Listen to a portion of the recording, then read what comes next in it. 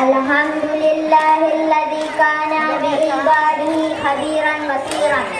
Tabarakalladzi ja'ala fis sama'i burujan wa ja'ala fiha sirajan wal qamara munira. Asyhadu an la ilaha illallah wa asyhadu anna Muhammadan abduhu wa rasuluhu alladzi ba'athahu bil haqqi basiran wa nadhiran.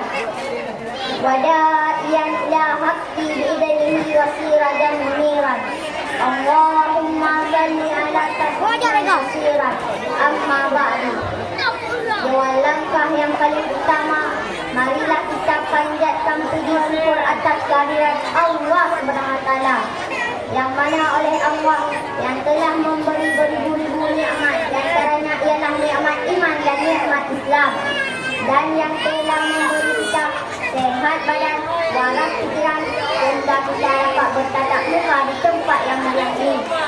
Allah yang telah menjadikan kita sebagai makhluk yang paling sempurna.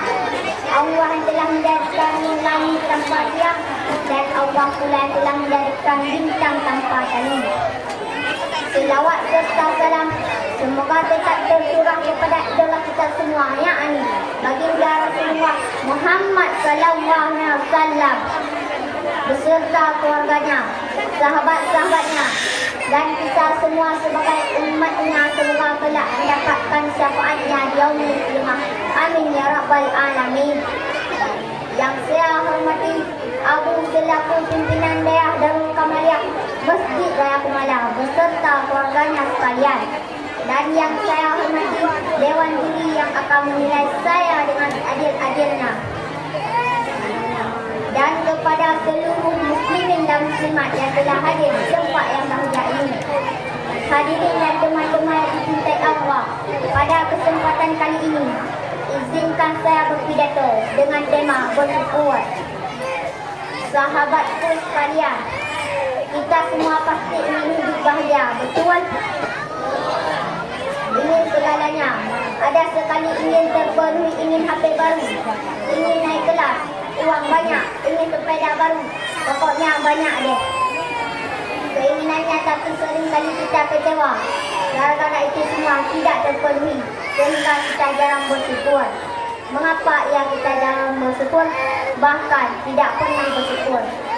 Mungkin ada orang bilang karena saya belum bahagia, makanya saya belum bisa bersyukur. Terus kapan bersyukurnya? Sahabatku sekalian, ada sebuah kata hikmah, bukan bahagia dulu kemudian bersyukur, tetapi bersyukur itu pasti bahagia. Allah pun berfirman dalam surah Ibrahim ayat 7, A'udzu billahi minasyaitonir rajim. Bismillahirrahmanirrahim. Wa idza ta'azzana rabbukum la in syakartum la azidannakum wa la in kafartum inna adzabi lasadid. Dan ingatlah ketika Tuhanmu memaklumkan, sesungguhnya jika kamu bersyukur, niscaya aku akan menambahkan nikmat kepadamu. Tetapi jika kamu mengingkari nikmatku, maka pasti azabku sangat berat. Dalam ayat tadi, Allah berjanji akan memberi hikmahnya kepada orang bersyukur. Semakin kita bersyukur, maka nikmat Allah semakin berlimpah di kita. Tetapi jika kita pelit untuk bersyukur, maka nikmat Allah semakin sempit di kita. Sahabatku sekalian, ingatlah nikmat Allah itu bukan sekadar HP, uang, rumah, motor, dan lain-lain. Tetapi yang ada di seluruh tubuh kita itu adalah nikmat Allah. Saya ingin bertanya, bila ada orang bilang menukar tangan kita dengan uang 1 miliar, apakah sahabat mau? Tidak kan? Itulah betapa besarnya nikmat Allah untuk kita. Terus bagaimana ia cara kita untuk bersyukur?